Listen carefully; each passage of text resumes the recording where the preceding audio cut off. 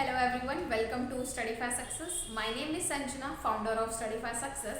तो आज हम इस वीडियो में बात करने वाले हैं difference between text book knowledge and practical knowledge. Yes, so text book bookish language को हम सब कहते हैं कि यस बुक्स पढ़नी चाहिए, है ना, और वहाँ पे बहुत नॉलेज होती है ना. ऑब्वियस है, बुक्स में बहुत ज़्यादा नॉलेज होती है, ठीक है, बुक्स को रीड करिए, बुक्स पढ़िए.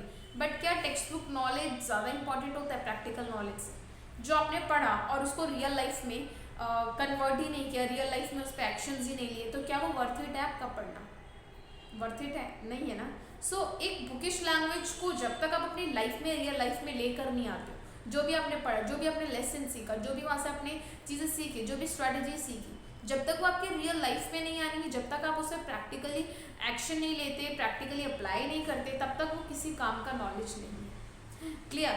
तो अगर आगे इस पे और ज़्यादा बात करें तो जैसे लेट्स से हम इन कॉलेज में कॉलेज के बुक्स वगैरह पढ़ते हैं तो उसमें हमारी बहुत सारी चीज़ सीखने को मिलती है और अपने आसपास भी बहुत सारी चीज़ सीखने को मिलती है. तो आप मेरे को एक बात बताओ, क्या आप उतना जितना बुक्स पढ़ते हो, जो आपकी बुक्स हैं, उतना उससे सीख पाते हो जितना अपने आसपास देखकर जो डे टू डे लाइफ में आपकी चीज़ें होती हैं, डे टू डे लाइफ में जो सिचुएशंस आती है, डे टू डे लाइफ में जो चैलेंजेस आते हैं, उनसे आप ज़्यादा सीखते हो या फिर बुकिश लैंग्वेज से ज़्यादा सीखते हो? ऑब्वियस है, जो हमारे आसपास होते हैं, जो हमारी सिचुएशंस होती है, जो हमारे चैलेंजेस होते हैं, जो हमारे फेलियर्स होते हैं, हम उनसे ज़्यादा सीख रहे होते हैं, क्योंकि वो हमारी लाइफ में हो रहा है, करंट हमारी लाइफ में हो रहा है या हो चुका है. तो हमें बिल्कुल एक्सपीरियंस है कि उस चीज़ को कैसे टैकल करना है. अगर ये सिचुएशन दोबारा थी तो कैसे इससे कैसे निकलना है बाहर, कैसे स्ट्रैटेजी को बनाना है. ठीक है, तो इसलिए कहते हैं लाइफ में एक्सप्लोर करते रहिए, एक्सपीरियंसेस गेन करते रहिए, क्योंकि at the end of the day वही काम आने वाले हैं जो आपने अपने डे टू डे लाइफ में सीखा. अब आज के दिन आपने जितने भी चैलेंजेस फेस करे, जितने भी फेलियर्स आपकी लाइफ में, उन सब से ही आप सीखोगे. और अगर आपने उसको लेट गो कर दिया कि यस फेलियर आगे ठीक है, मतलब गिव अप कर देते हैं, नहीं, ठीक है, चैलेंज आ गया, ठीक है, छोड़ देते हैं ना, नहीं, छोड़ना ही तो नहीं है, फेलियर पे गिव अप ही तो नहीं करना है, क्योंकि जब तक फेलियर नहीं आएगा तब तक हम सीखेंगे कैसे कि हमें लाइफ में क्या करना है, हमारे लिए बेस्ट क्या है. या फिर जिस लाइन में हम हैं, लेट्स से उसमें फेलियर आ गया, फिर से हमने ट्राई किया, फिर से फेलियर आएगा, एक मोमेंट पे आपको खुद रियलाइज होगा कि वो लाइन आपके लिए नहीं है. ठीक है, तो ये कब आया? जब आपने उसमें ट्राई किया, या फिर एक टाइम पे ऐसा होगा कि उस लाइन में आप बिल्कुल सक्सेसफुल हो जाओगे, बिल्कुल ऐसे उस पर कमांड बिठा लोगे कि अगर कोई भी कहीं से भी कुछ भी पूछता है तो आपको बिल्कुल ऐसे होगा कि हाँ आप बिल्कुल इसमें मास्टर बन चुके हो. क्लियर? सो ये चीज़ें जब आती हैं सीखने को तब मिलता है, ये लर्निंग एक्सपीरियंसेस तब आते हैं लाइफ में, जब हम चीज़ें ट्राई करते हैं अपनी लाइफ में, जब प्रैक्टिकली अप्लाई करते हैं, जब एक्शन लेते हैं अपनी सिचुएशन पे, अपनी चैलेंजेस पे.